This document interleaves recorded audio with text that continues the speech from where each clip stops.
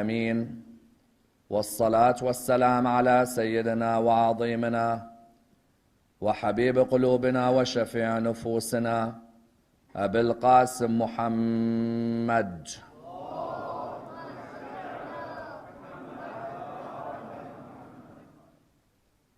وعلى أهل بيته الطيبين الطاهرين وأصحابه الغر الميامين. الحمد لله الذي جعلنا من المتمسكين بولاية سيدي ومولاي علي بن أبي طالب.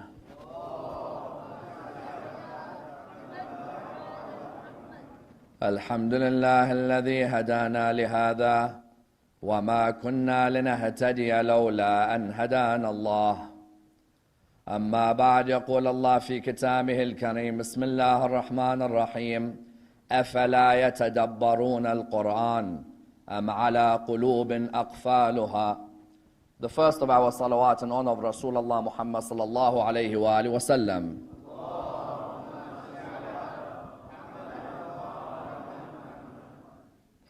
The second in honor of Amir al-Mu'mineen Ali ibn Abi Talib.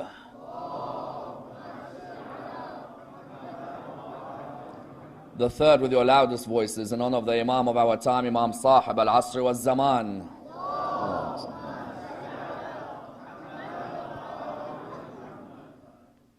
There is a request at the back for the brothers just to move even closer to the front for those who are coming in. Sallu ala Muhammad wa ali Muhammad. Allahumma salli ala Muhammad wa ali Muhammad.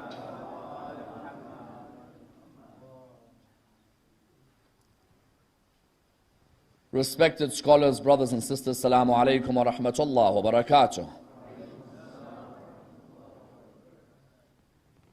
Do they not reflect upon the Qur'an, or are their hearts locked? Is a devastating verse, and a verse directed at the community and the people of the Holy Prophet Muhammad sallallahu alayhi wa alihi wa sallam. A couple of nights ago, the Holy Prophet cried in anguish to his Lord, saying, "My Lord, my people have abandoned this Qur'an." His Lord replied back to him by saying, "I made the Qur'an easy for them to memorize, but are there any memorizers?" But then his Lord continued with this devastating line, this line which affects each and every one of us on a night like this. For the line is a very interesting one. أَفَلَا يَتَدَبَّرُونَ الْقُرْآنَ أَمْ عَلَىٰ قُلُوبٍ أَقْفَالُهَا. Do they not reflect upon the Qur'an, or are their hearts locked?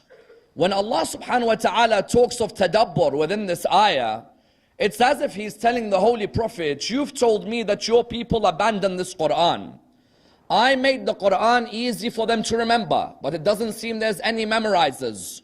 If they can't memorize the Qur'an, surely they would have the ability to ponder over the Qur'an. The idea of tadabbur is a deep reflection upon the verses of the Qur'an. Because we know within the religion of Islam, the highest trait the human can achieve is to be a reflective human being. As in, if you were to look at each and every one of the world religions today, they stress the importance of reflection and contemplation in the life of the human being. There isn't a religion in the world today that tells you to stagnate in your thinking. Every religion tells you, reflect upon the world that surrounds you. Ask yourself where you came from. Ask yourself, what are you doing currently?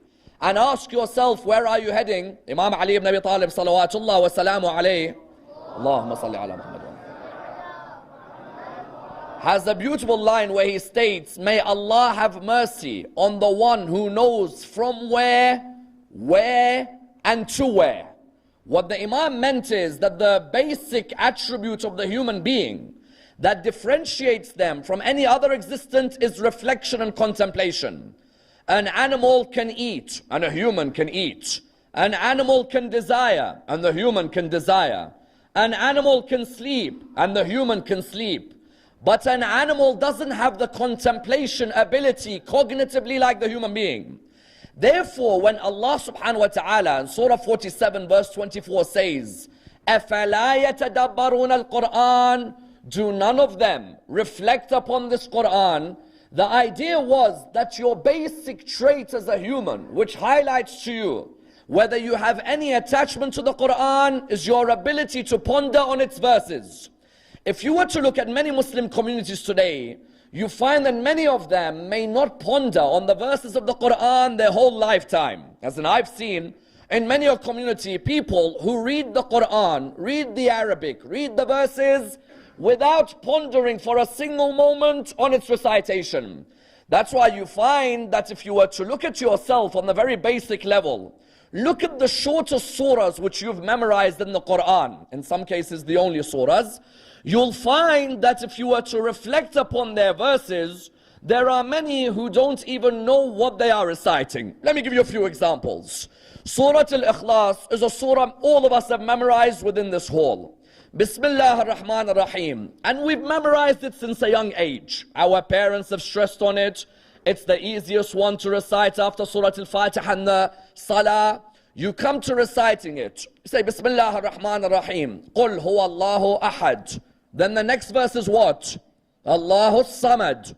Ask many Muslims in the world today, what does Allahu Samad mean? You'll have some turning around and saying to you, I have not got a clue what Samad is.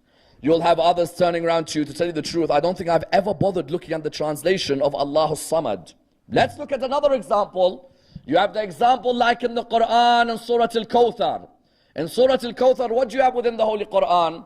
In Surah Al-Kawthar you have Inna a'tainaka al-Kawthar Fasalli li rabbika wanhar. Fasalli li rabbika wanhar. Ask many people in the world today.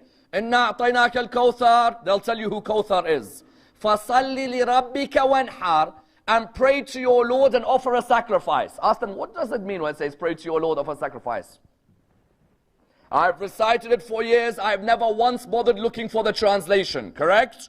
Ask others. Surah Yasin. You come to a verse of Surah Yasin. وَإِذْ أَرْسَلْنَا إِلَيْهِمْ اثْنَيْنِ فَكَذَّبُوهُمَا فَعَزَّزْنَا بِثَالِثٍ. You ask people, what does this verse refer to? I don't know. You say to them, hold on a minute. You've recited this verse every Thursday night in your life, haven't you? Yes, I have. Have you once pondered who this verse refers to? You'll find many will turn around and say, we haven't pondered. Much of the Muslim world today, half of the problem is what Allah addresses. أَفَلَا يَتَدَبَّرُونَ الْقُرْآنَ أَمْ عَلَىٰ قُلُوبٍ أَقْفَالُهَا. Either they are reflecting upon the Qur'an, or their hearts are completely locked. That's why Amir al-Mu'min has a wonderful line. What does he state? There is no good reciting without reflection, or worshipping without understanding. Isn't that true?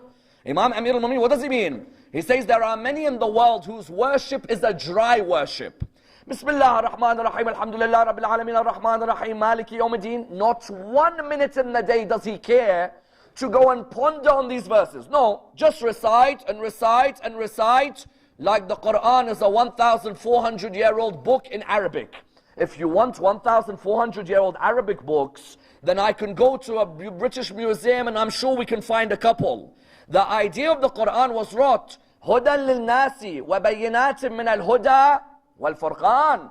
It was a guide for mankind, and that which differentiates truth and falsehood. If I'm reciting فَصَلِّ لِرَبِّكَ وَانْحَرْ all my life, and I'm proud that I memorized Surah Al-Kawthar, and then when a non-Muslim comes and says to me, you know فَصَلِّ لِرَبِّكَ وَانْحَرْ and Surah Al-Kawthar, what does it mean? And I turn around and I'm like, you know what, I've recited all my life, I have not got a clue what it means. Then what is the Qur'an? You see, Rasulullah did not want the Qur'an to be a ceremonial book. You know what I mean by ceremonial? When nikah happens, bring the Qur'an out.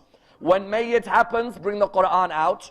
And when Maulana happens to come to your house, become religious by putting the Qur'an out, correct? As in you'll find some, they don't read the book. If you ask them, you know that book over there, when was the last time you picked it up? They'll say to you, I hardly ever pick it up to tell you the truth, but it looks good on the cabinet and I heard it brings barakah to the house. No. The aim of the Qur'an was what? The aim was to read, but to also ponder. Because pondering builds the character of the human being. That's why Allah subhanahu wa ta'ala says what in Surah 38 verse 29? كِتَابٌ أَنزَلْنَاهُ إِلَيْكَ مُبَارَكٌ لِيَدَّبَّرُوا آيَاتِهِ وَلِيَتَذَكَّرَ أُولُو الْأَلْبَابِ. Listen to these lines, because the word tadabbur is not just used in Surah 47 verse 24. In Surah 38 verse number 29, Allah says, a glorious book which we revealed its verses to you, so the people may ponder. When my child, when my nephew, when my niece, when my sister comes to me and says, what's the point of the Qur'an? Why have a 1,400-year-old book at home? The point wasn't to have an Arabic textbook at home. The point was to have an Arabic book, but whose verses were to be pondered over. If I, as a human being, have got فَصَلِّ لِرَبِّكَ وَانْحَرٍ, I don't know the meaning. Allahu Samad, I don't know the meaning. قُلْ أَعُوذُ بِرَبِّ الْفَلَقِ مِنْ شَرِّ مَا خَلَقَ وَمِنْ شَرِّ غَاسِقٍ إِذَا وَقَبَ. Ask many Muslims in the world today, what's غَاسِقٍ إِذَا وَقَبَ? I recite this because they told me the quls remove envy, and the quls remove evil eye, and the quls remove me from having a car crash when I leave the house. You say, okay, but what's غَاسِقٍ إِذَا وَقَبَ? To tell you the truth, I haven't got a clue what it is, but it sounds nice in the rhyme, you know, the whole thing rhymes. You therefore find that this lack of pondering left the Muslim world in a state of a lack of guidance. When you saw the Muslim world in this state, why? Because the Muslim world had stopped reflecting upon the Qur'an. Rather, the Qur'an just became a book where you read the Arabic language and your tongue has oscillating movements. Tonight, let's examine this cry from the heavens. That what does Allah mean when He says, do they not ponder over the Qur'an, or are their hearts sealed? Let's examine this in the following stages. Number one, why does Allah say, or are their hearts locked? And what does it show about a human being, even though he's alive physically? What does it show about them if they don't ponder over the Qur'an? Number two, how did the Holy Prophet show that if a person doesn't ponder over the Qur'an, a dog's existence is better than his, and sometimes it's worthy of calling him a donkey?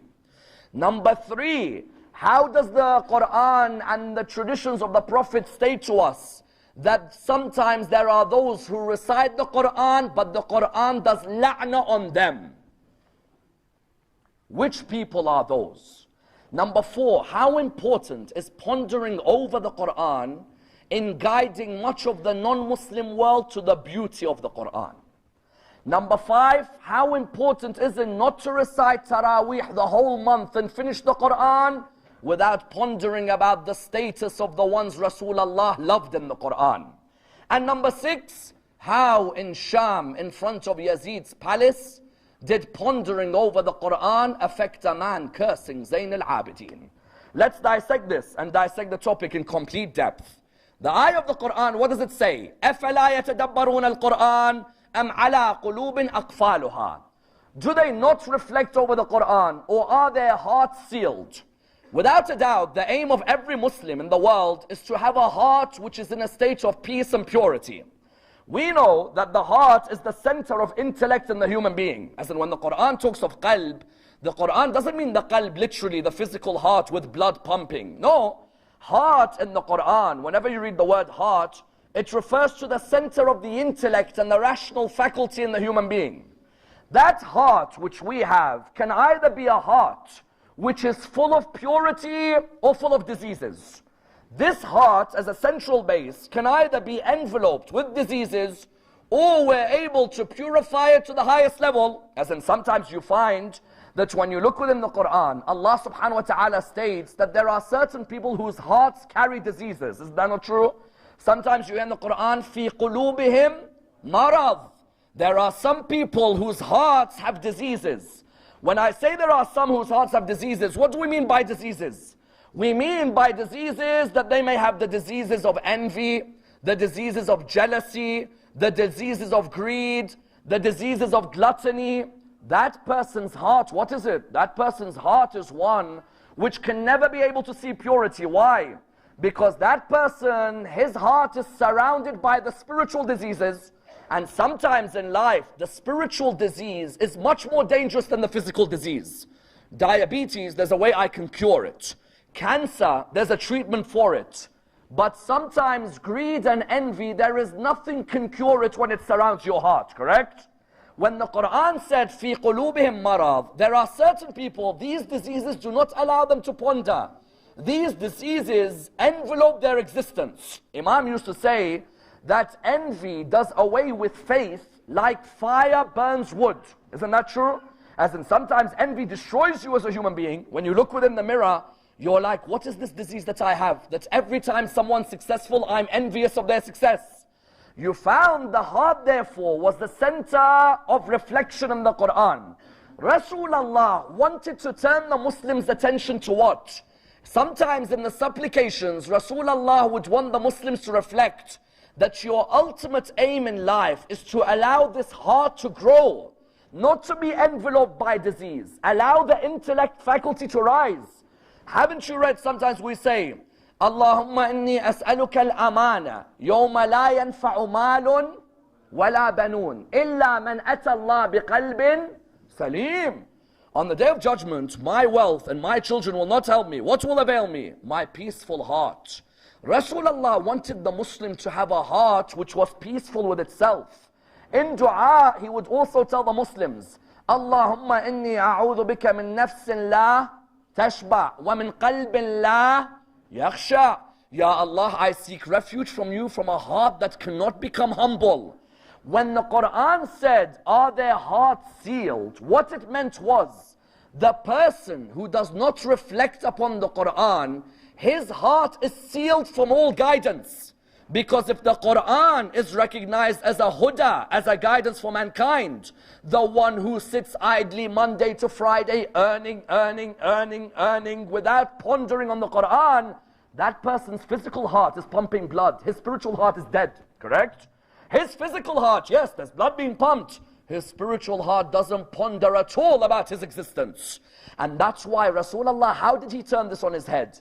He gave a hadith to the Muslims where he showed them, do you think your intellectual heart of your nafs is something simple? He gave a hadith from his Lord. What is it? قَلْبِ الْمُؤْمِنْ عَرْشِ الرَّحْمَنِ.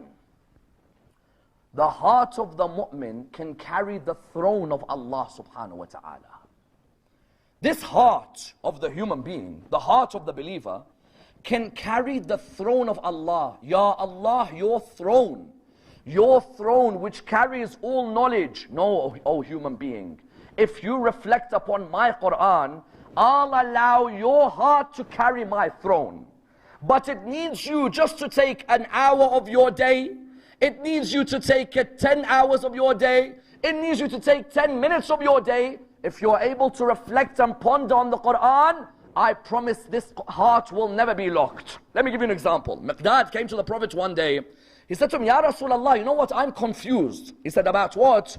He said, I heard Abu Hurairah say something. I heard Ibn Abbas say something. And I heard a third Sahabi say something. He said, what is it? He said, Abu Hurairah said, an hour of reflection is greater than a whole year of worship. Ibn Abbas said, an hour of reflection is greater than 7 years of worship. A third companion, I went past him, he said, an hour of reflection is greater than 70 years of worship. Ya Rasulullah, I'm confused. You know what Rasulullah looked at him and he said?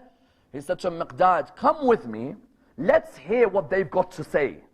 So when Miqdad walked with him, they came to Abu Hurairah. At this moment they said, Abu Hurairah, how do you reflect upon Allah subhanahu wa ta'ala? He said, I read Surah 3 verse 191 every day. He said, what do you mean? He said, Surah 3 verse 191, doesn't it say, the men of understanding reflect upon the creations of the heavens and the earth. So Ya Rasulullah, I reflect on this ayah every day. So Rasulullah turned around to Miqdad, he said, Miqdad, his 1 hour of reflection is greater than a whole year of worship. Correct?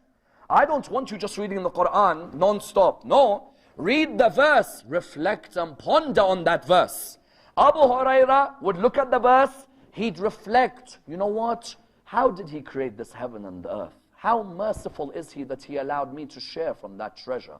He could have kept it all for himself, but he's made the heavens and the earth subservient to me. Rasulullah turned to Miqdad, he said, an hour of that pondering on one ayah of the Qur'an, just one ayah. There were our people, how do we think in Shahr Ramadan? You know what, I'm going to finish the whole Qur'an. Don't finish, relax. You don't worry. Don't finish. You just take one ayah for the whole month, wallah, you'll change the whole Muslim world. Because if you're just going to read it in parrot fashion, there's no point. There are many people who write to me, they say, you know what, Sayyid Ammar, I finished the whole Qur'an this month. MashaAllah, credit to you, you have that attachment and it's good. But don't finish, rather ponder on the Qur'an. Just recite and ponder. Abu Hurairah, one ayah, just one, Surah 3, verse 191, Rasulullah said, you know that 1 hour of Abu Hurairah is greater than a year of dry worship. There are some of us, we go Umrah, we go Hajj. Ziyarah, Umrah, Hajj. Jum'ah, Umrah, Hajj, Ziyarah. Wallah, you ask him, فَصَلِّ لِرَبِّكَ وَانْحَرْ. So why are you doing all of this? Why are you doing all of this? Are you doing it so what? Oscillating Arabic tongue movements? There's an Arabic course in a university. Go do the Arabic course. When you came to this book, the idea was Abu Hurairah said what? 1 hour, Rasulullah told him, of Abu Hurairah thinking about Surah 3 verse 191 is greater than a year of worship. Then Miqdad said, Ya Rasulullah, can we work a bit further? Rasulullah said, come with me. Who said to you an hour is greater than 7 years of worship? 1 hour? Greater than 7 years of ibadah? He said, Ibn Abbas. He said, let's go and see what he does. Ibn Abbas was reading the verses about the day of judgment. You know those scary verses? The ones that make you reflect about your salah and your fast and the way you're treating your parents and the society that surrounds them.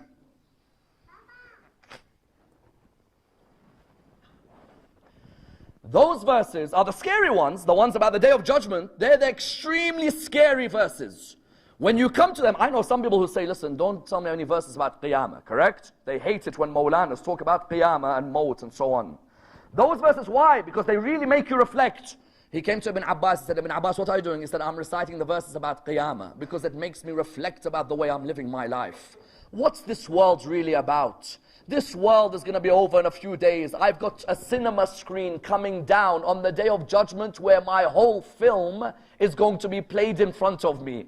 When I reflect upon these verses, Ya Rasulullah, I think, what? Am I going to be able to face Allah subhanahu wa ta'ala with that whole cinema screen in front of me in today's language? Rasulullah turned around towards Miqdad. He said, you know that 1 hour of reflection is greater than 7 years of worship. There's no point coming ziyarah every year and hajj every year and umrah every year, 7 years of doing everything. And then when you come to the person himself, he hasn't pondered once on the ayah of the Qur'an. He said, you know, Ibn Abbas, 1 hour of his reflection is greater than 7 years of ibadah from anyone else.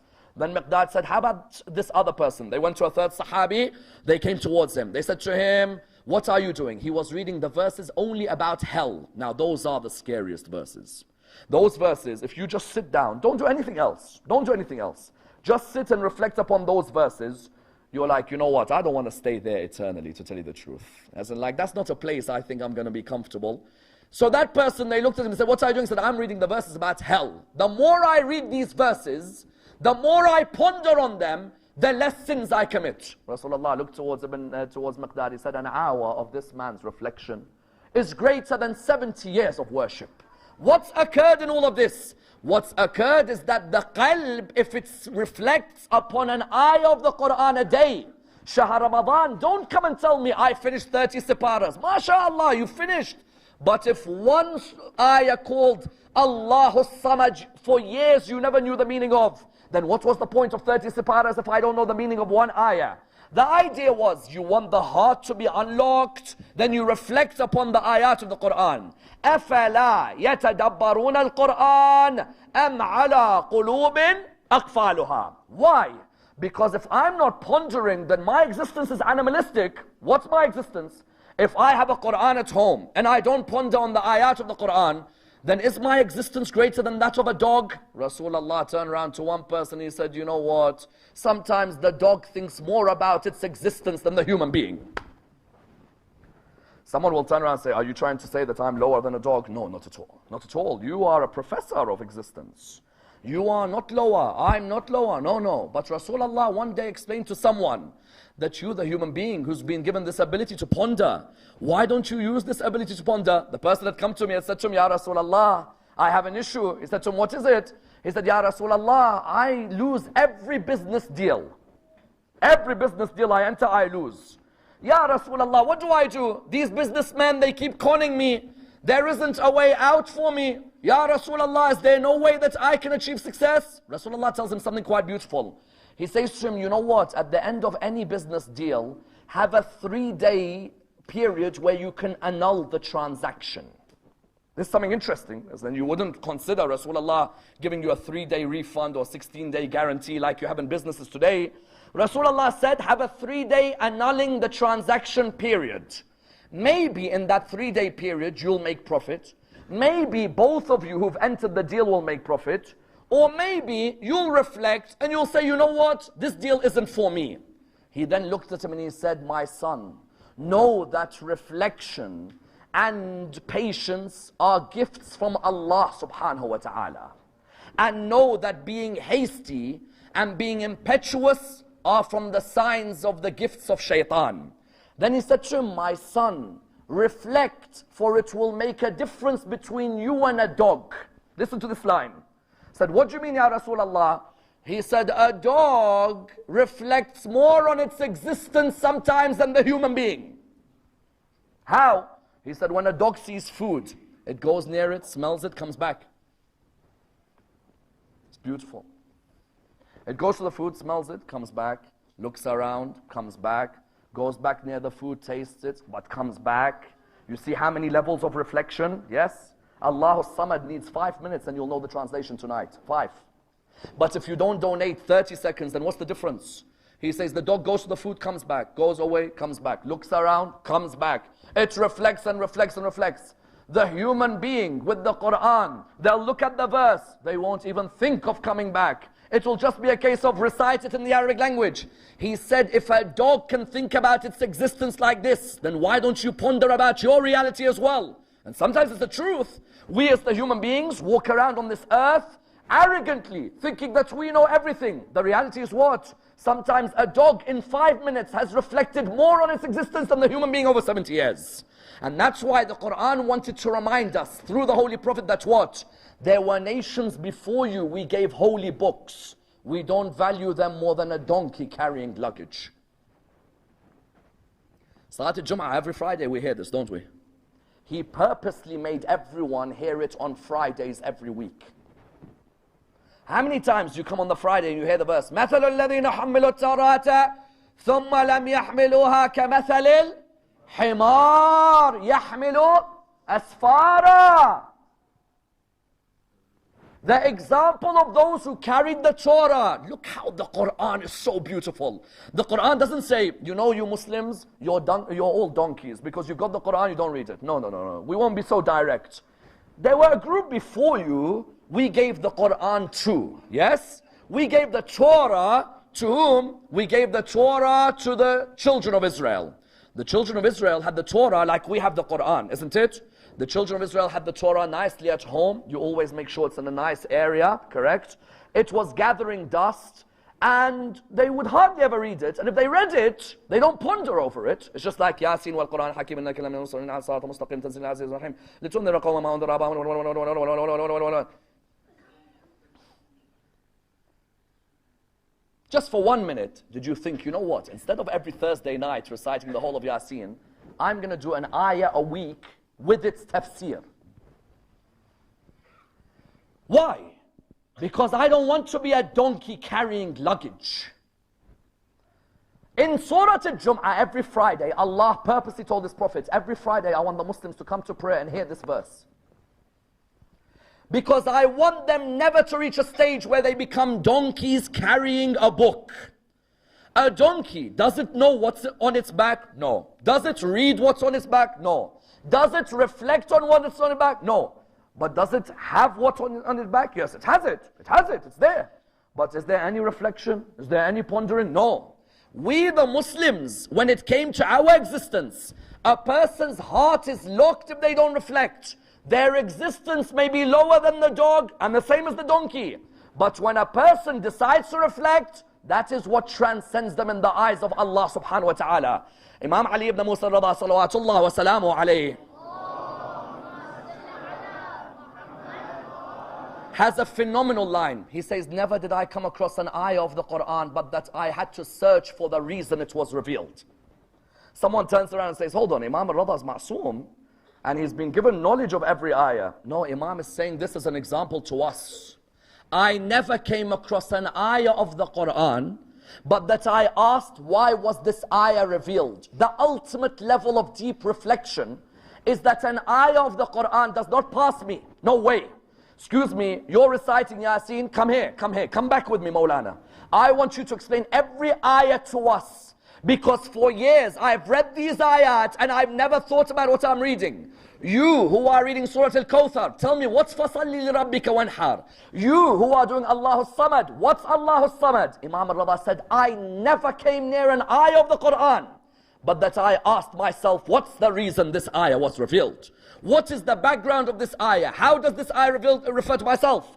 And that's why the famous hadith of the Prophet is a phenomenal hadith.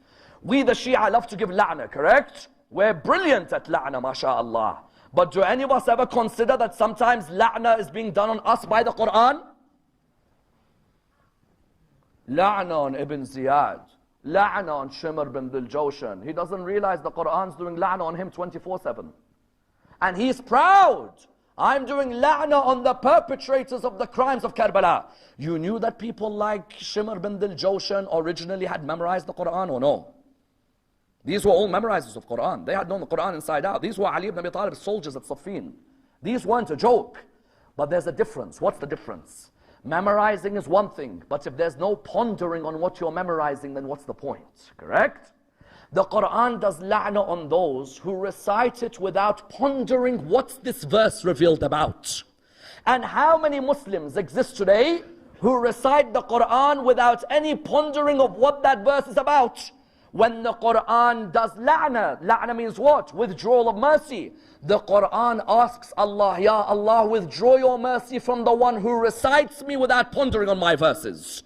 The idea was what? That when you have all these verses of the Qur'an, don't just watch these verses in this way. Sit, read, bring the family together, sit with the children, ponder on these verses. So the Qur'an doesn't turn around and say, Ya Allah, send your la'na on this person and ponder over me. And that's why people ask the question, if the object of reflection is the heart, what types of tadabbur are there? This is a fundamental question. The object of tadabbur is the qalb. We agree? Because the verse says, أَفَلَا يَتَدَبَّرُونَ الْقُرْآنِ. Do they not reflect over the Qur'an? The particle M in Arabic signifies that there are two types of people, correct? There are two types. The ones who reflect and the ones whose hearts are sealed. We recognized that tadabbur is the sign of the person who has a relationship with the Qur'an. What types of tadabbur are there? There are many types of tadabbur. There's scientific tadabbur, economic tadabbur, historical tadabbur, linguistic tadabbur. There's even tadabbur on the verses about the sea. Someone says, what do you mean scientific, historical, linguistic tadabbur? The Qur'an is not like the Bible and the Torah. The Bible and the Torah are books of history. The Qur'an is a holistic way of life. When you look at the names of the index of the chapters of the Qur'an, that should be enough for you to realize that one of your hobbies in life definitely has a chapter named after it in the Qur'an. What do I mean? There are some of us here who love what? Embryology, correct? There are some doctors in this hall today, correct? There are some who've studied biology. That person, all he needs to do in his life, tadabbur on the embryology verses. There are some in this hall who love going out to sea, isn't it? They enjoy the sea, they enjoy the study of the waves in the sea, they enjoy what happens with the ships and the boats in the sea. Just do tadabbur on the ayat about waves. There are some of us, for example, we enjoy reading about the origin of the creation of the human being, let's say. Then go and just read about the origin of the creation of the human being, do tadabbur on those verses. There are some of us who love law in this hall, isn't it? There are some of us who are lawyers who have studied law. Study the law, verses of law. There's only 500 of them in the Qur'an. But study the verses of law and see how it relates to the legal system you live in. There are some of us who love economics in this hall, isn't it? There are surahs in the Qur'an named after economic principles. Surah 8, what's it called? Surah 8. Surah 8. Loudly. Surah 8. Anfal. Fantastic. Anfal refers to the spoils of war. There's an economic discussion with a surah named after an economic concept. Do you know why that tadabbur is important? Because if you know where the verses are in the Qur'an about embryology, about the leech-like clot, about the atoms, about the waves in the sea. I guarantee you, you show those verses to a non-Muslim, that non-Muslim will learn more about the Qur'an than you will. Dr. Gary Miller has a fantastic book where he talks about his experiences of non-Muslims who became Muslims through pondering on 1 or 2 verses of the Qur'an only. Imagine, 1 or 2 verses, just a little bit of reflection on them. Dr. Gary Miller tells his stories of people in Canada and America who became Muslim because of 1 ayah of the Qur'an. Let me give you an example. He says, I knew someone who used to sail the boats in the sea. He read Surah 24 verse 40.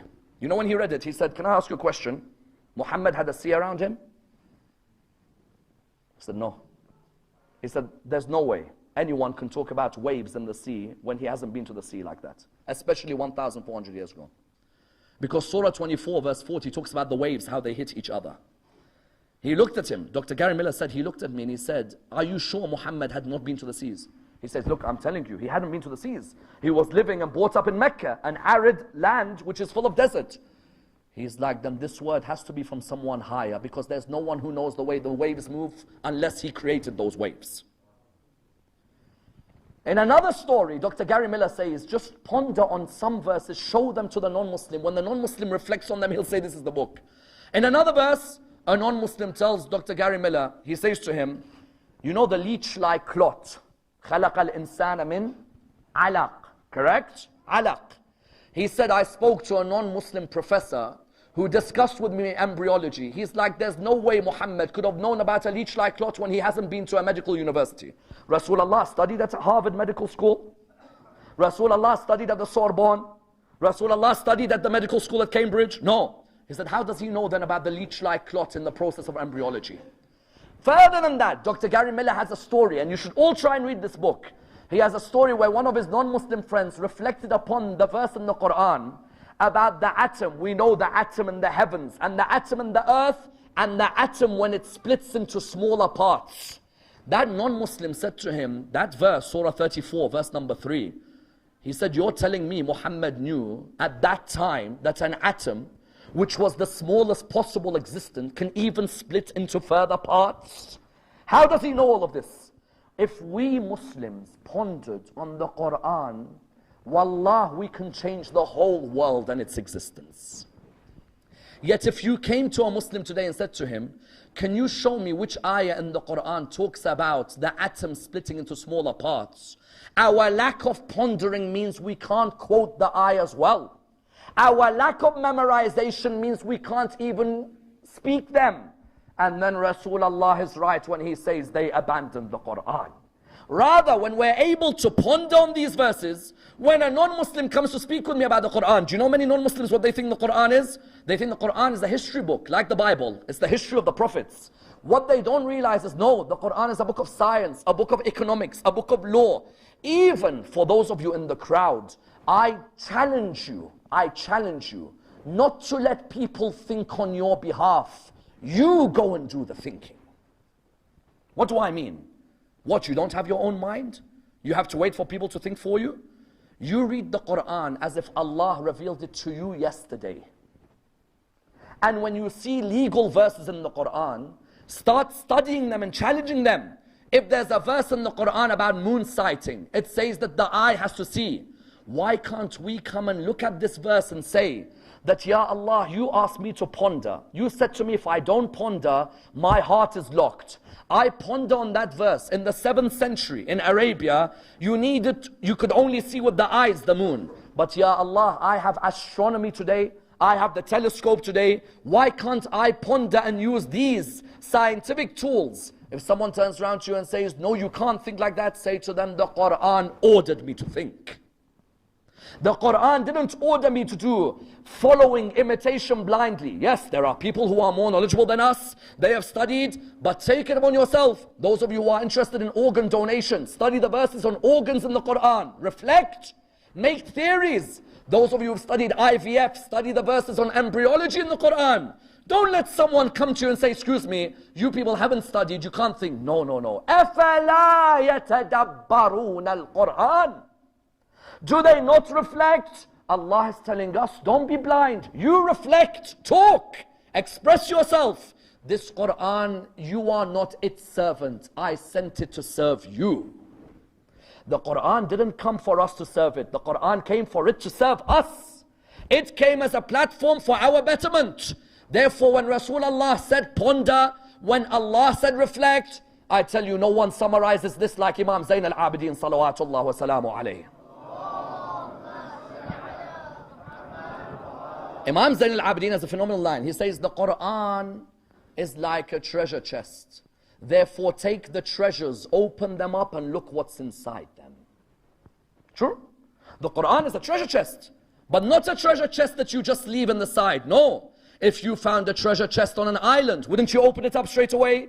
Wouldn't you check what's in the treasure chest? Likewise, Imam makes this very clear. He says the Qur'an is like a treasure chest. Then open the treasures, see what's inside them.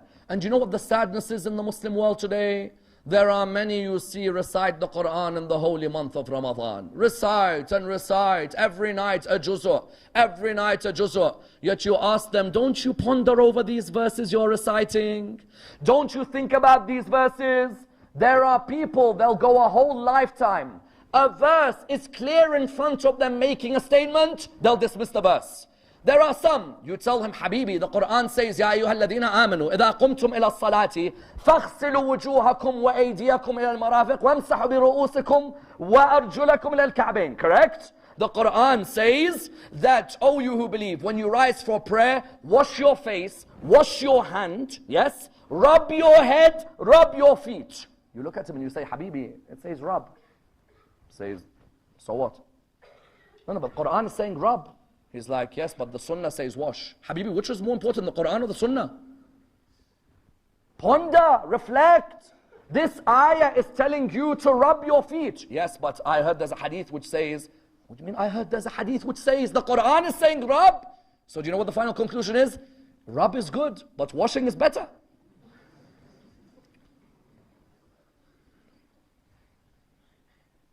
That's like that one scholar of ours who was teaching us a lesson on wudu. He said, the ones who say rub is good, but washing is better. That's like saying, you know what, if someone drinks alcohol, you know the lashes for alcohol, say you have to lash them whatever, 80 times. He says, 80 is good, but why don't we lash them 600? It's better. Baba, the law is Allah's law. Who are you to come? There are some in Taraweeh right now. He comes across this ayah. Ya ayyuha alladhina amanu idha qumtum ila salati faghsilu wujuhakum wa aydiyakum ila al-marafiq wamsahu bi ru'usikum. And he's just standing there. Standing there. And he'll go home, and what will he do? Will he wash or will he rub? He'll wash. The ayah is saying rub. Let me give you another example. Surah 66 verse 1, it begins. Surah 66 verse 3, the Prophet told his wife a secret. She went and told her best friend. Rasulullah told her, how dare you tell your best friend? She said to him, who told you? You say to him, Habibi, all wives of the Prophet are the same? He says, how dare you chat about the wives of Rasulullah? Habibi says, وَإِذَا سَرَّ النَّبِيُّ لَا بَعْضِ أَزْوَاجِ حَدِيثًا. The Prophet told his wife a secret. She went and told her friend. Am I meant to trust this wife? You can't talk about the wives of Rasul. But the Qur'an is talking, not me. How dare you? You must be Shia.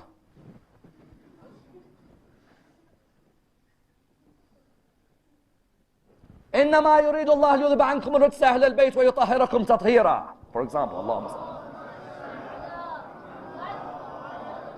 Right now, you'll find in the Muslim world, people standing 2-3 hours in salah. إِنَّمَا يُرِيدُ اللَّهُ لِيُذْهِبَ عَنْكُمُ الرِّجْسَ أَهْلَ الْبَيْتِ وَيُطَهِّرَكُمْ. You ask him after, who's Ahl al-Bayt? He's like, everyone. You say, no. The ayah is revealed, and there's a clear tradition. There has never been a wife of Rasulullah who said, I was in that verse. No wife of the Prophet has ever said, this ayah was about us. I defy anyone. You say to him, so who's it about? He's like, it's about the wives and the family. Habibi, the hadith in Muslim, it says, Muhammad, Ali, Fatima, Hassan and Hussein were under the kisa. No, doesn't matter. There are some, they don't even just say it doesn't matter. They just read the verse without thinking. The point is what? There are many in the Muslim world today who read and read. But the Qur'an said what? أَفَلَا يَتَدَبَّرُونَ الْقُرْآنِ. Do they not ponder? We don't just want you to read. You read about wudu, you end up washing your feet and we're telling you to rub. You tell us don't talk about the wives and what they did to Rasulullah, but the Qur'an, we're telling you to talk. The sadness, therefore, is when the Muslim Ummah reaches a stage where the Qur'an is with it, they neglect it, they don't ponder it, they end up killing the family that came with the Qur'an. Because if you didn't reflect on the Qur'an, then you wouldn't know who Zayn al-Abidin is or Zainab is, correct? All you would be doing is reading Arabic, and that's what happened in Sham. Because Imam Zayn al-Abidin says it quite beautifully. He said, we entered Sham, and when we entered Sham, he said, I saw Sahal bin Sa'ad al-Sa'adi. He said, when I saw him, I looked at him, and he looked at me, and he said to me that I was a companion of your great-grandfather, Rasulullah. So Imam Zayn al-Abidin looked at me, he said, do you mind doing me a favor? I said, what is it? He said, please buy me a piece of cloth and bring it to me. He said to him, why? He said, bring me the piece of cloth. He went, he bought him the piece of cloth. When he bought him the piece of cloth, you know what the Imam did? The Imam placed the cloth between the chain and the neck. Sahal said to him, why? He said, since Karbala, the chain has cut through my neck.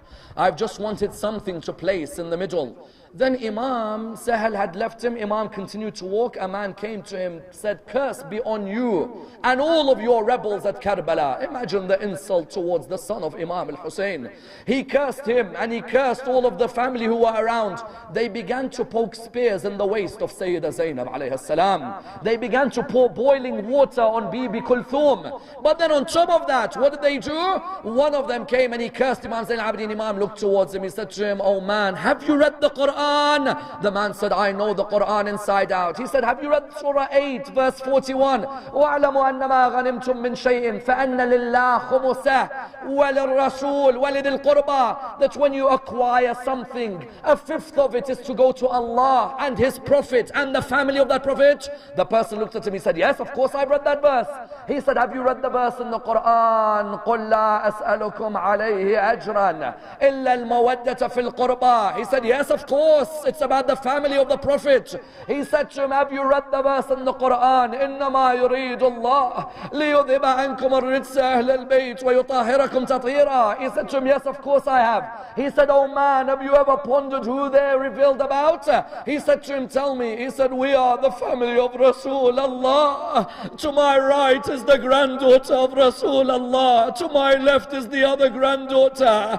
Those children, Sukaina and Ruqayya, they're the great-grandchildren of Rasulullah. Oh man, you've read the Qur'an all these years. Did you not ponder about the family of Rasulullah?